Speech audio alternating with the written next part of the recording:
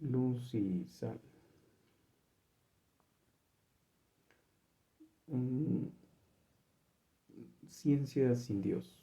Creo que es el concepto que quiero trabajar ahorita contigo. Estaba leyendo Salmo 84 y no sé, viene la idea y quiero comentarla contigo. Em, Ciencia sin Dios. Cuando nace la ciencia, no es en Grecia, no es en el siglo del Renacimiento o la idea del Renacimiento. Nace cuando Dios creó todo. O sea, Dios crea todo, Dios lo armoniza. Cuando hablo de psicología ambiental precisamente nos indica que el entorno, vivo o no vivo, biótico o abiótico, tiene relaciones entre sí y marcan estas relaciones ciertas simbiosis que son necesarias para que el ecosistema funcione. Y eso lo decimos en lo social y en lo natural. El problema es que en lo social, cuando lo decimos ahora, dejamos fuera en la ecuación el capítulo 3 de Génesis. Si tú haces la suma, es Dios más Dios y Dios. Y entonces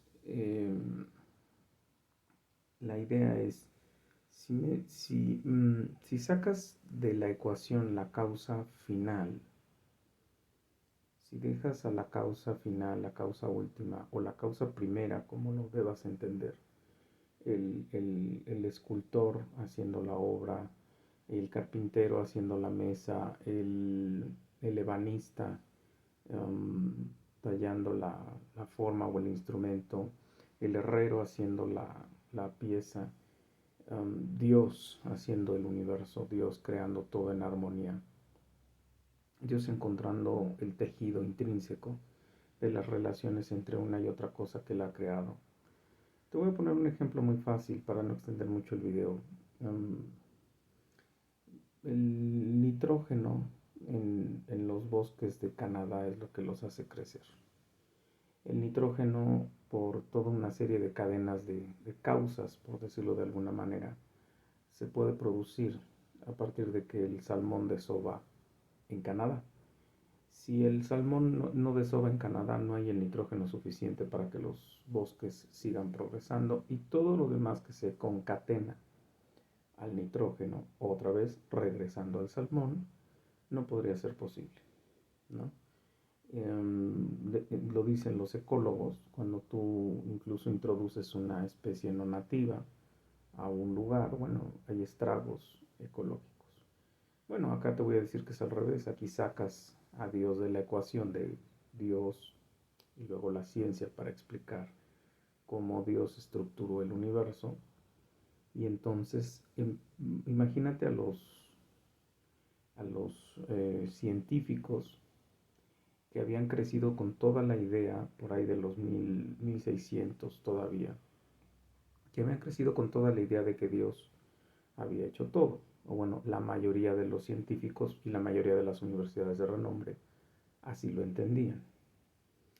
Y podías o no estar de acuerdo, pero si tú entrabas a una universidad tú tenías que decir Dios creó todo, orar, decir que el creacionismo se explicaba de que Dios había hecho todo y luego lo que hacías era tratar de entender cómo eran esas relaciones aquí en lo horizontal entre los procesos y qué causaba qué, pero la causa última y final era Dios. Bueno, imagínate a esos científicos que un día llegan los liberales de Francia y les dicen, ¿qué crees? Quita de tu ecuación a Dios. Dios no es la causa. Dios no hizo todo.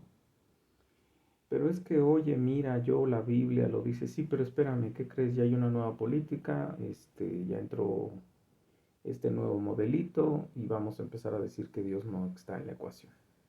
sirve para fines de bla, bla, bla, bla, bla, y empezamos a pervertir todo, porque eso es lo que hizo el hombre. El hombre vino y desarmonizó todo lo que era armónico.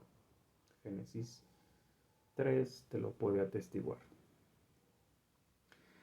Entonces, imagínate a estos científicos entrando en la locura y en la desesperación de querer encontrar la causa final o el telos o el fin de principio o el que hizo todo lo que hay hoy y que le da existencia, que le da energía, que le da armonía.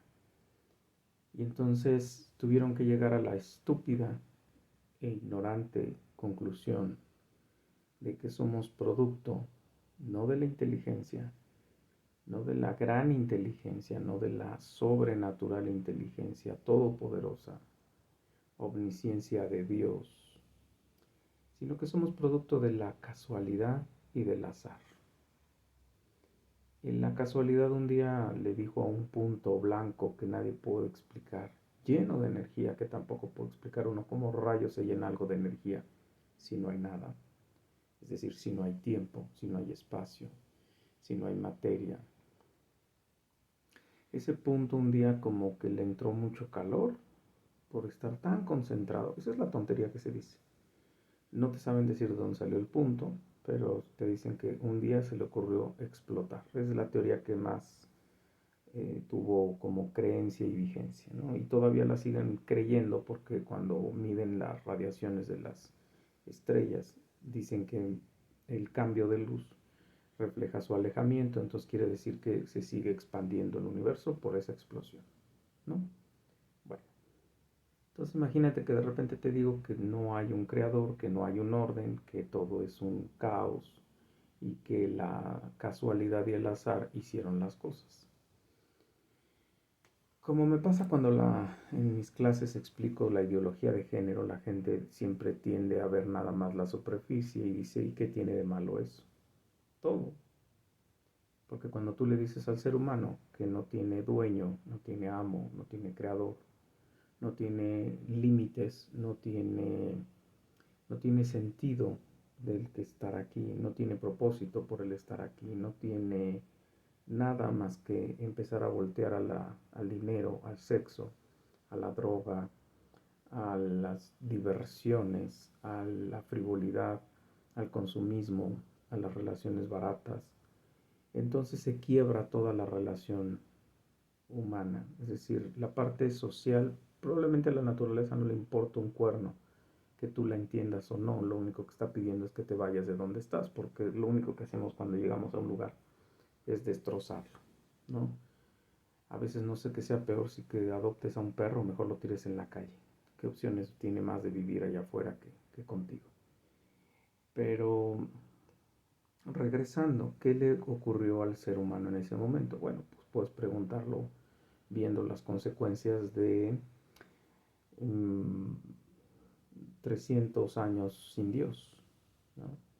300 años sin Dios, 300 años en los que el único medio Dios que tienen algunos es un Dios romano, otros tienen un Dios de los santeros, otros tienen una idea como medio torcida y endeble de un Dios que les cumple todos sus caprichos y les tolera todas sus idioteces. Y el estándar social entonces se cae.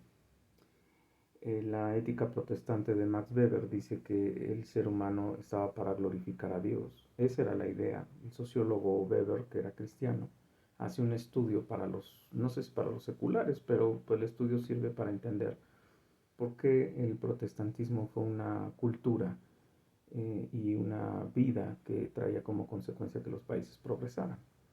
Bueno, porque cuando tú volteas a los 10 mandamientos y tú volteas que Dios el pecado lo castiga con la muerte y que todas tus necesidades dependen de Dios y que tu primera necesidad no es comer, no es excitarte, no es brincar, bailar y reírte por estupideces, no es silenciar el dolor ajeno, no es ser no empático, no ser negligente, sino al contrario, tienes que ser totalmente contracultural, ser misericordioso, ser bondadoso, ser humilde, ser humillado y hacer todo para la honra y la gloria de Dios, comas y bebas o hagas lo que sea solo para la honra de Dios. Entonces cuidas cualquier cosa, tu lenguaje, tu postura, tu ropa, tu comida, tu forma de hablar, tu etcétera, etcétera, etcétera, ¿no? Incluso, bueno, al grado extremo y patológico de algunos que se llamaron puritanos, o sea, muy buena la política, la forma de pensamiento, pero cuando de repente la exacerbas también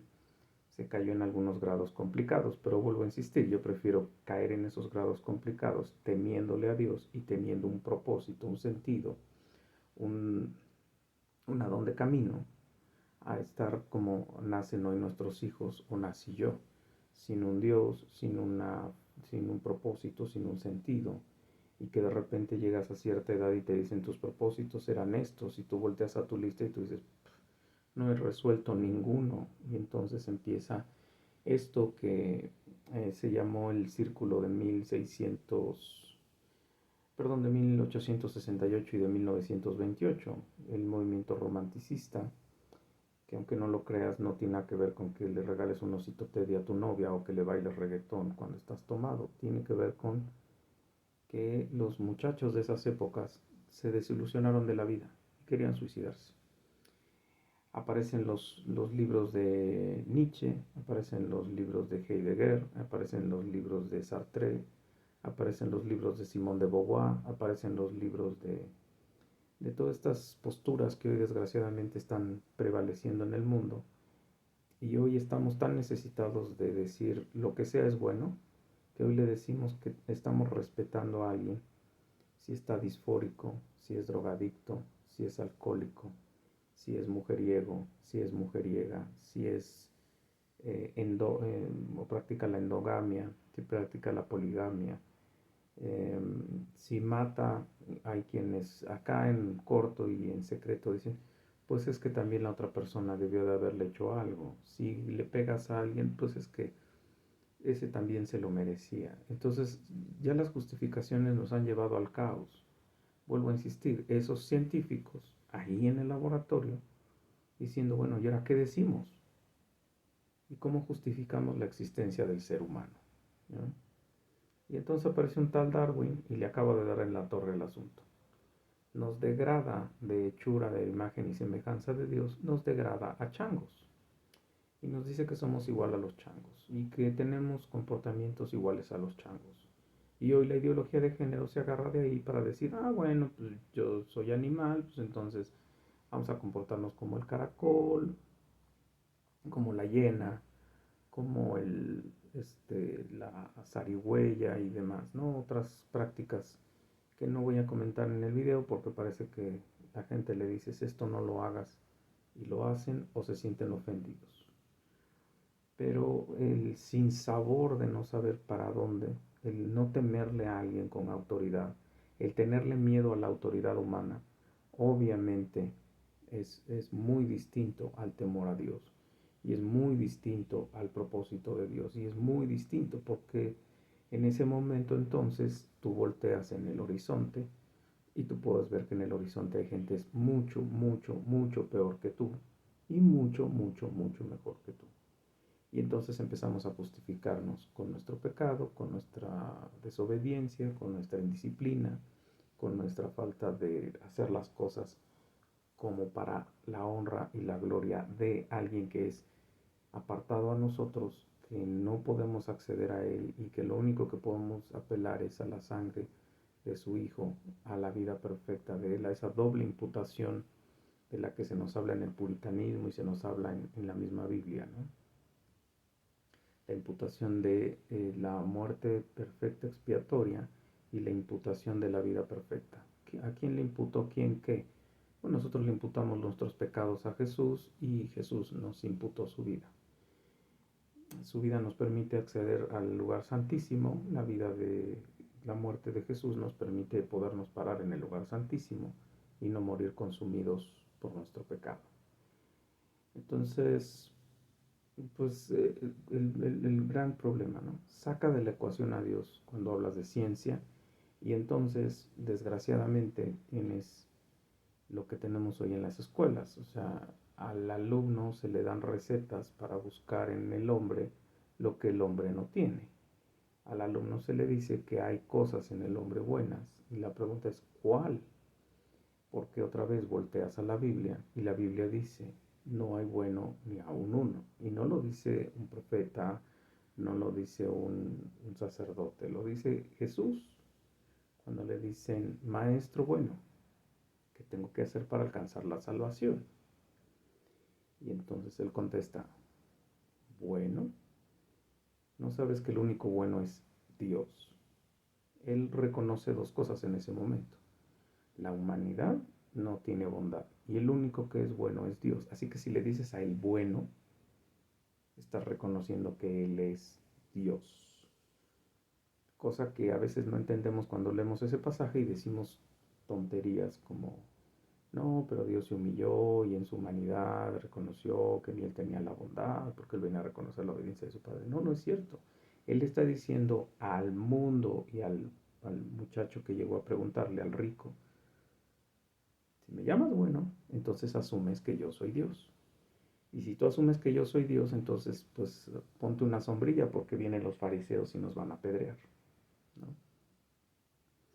Entonces, ese es el gran problema, ¿no? Perdimos la brújula, o bueno, los países que sí alcanzaron el protestantismo, perdieron la brújula y se fue Dios de la ecuación, ¿no? Y entonces ahora tienes esos países en una frivolidad brutal y como nosotros, buenos países, copiadores y pegadores de las versiones pésimas y perversas, pues estamos haciendo lo mismo, ¿no? Es decir, hoy ya estamos justificando dioses homosexuales, dioses, diosas, hoy estamos justificando que tiene tanto valor la Santa Muerte como Jesús y otras aberraciones que están saliendo en internet que seguramente si tú estás en redes sociales las has encontrado. Entonces, ten cuidado con la fórmula. Dios, causa final, causa primera, causa última y más ciencia, todo tiene orden y todo tiene sentido. Porque entonces lo que vas a hacer es buscar cómo logró causalizar las cosas que él hizo allá arriba en el orden perfecto y armónico que él creó. Ciencia sin Dios, desorden, caos, desánimo, perversión, depravación y justificación que según ellos juran que lo dice la ciencia, cuando la ciencia nunca dijo nada de lo que están hablando. Yo espero que te sea útil y espero no haberme enrollado en un concepto que quería hacerlo muy simple. Por eso lo cierro así, Dios más ciencia y Dios sin, ciencia sin Dios, ¿no? Espero que te sea útil. Hasta la próxima.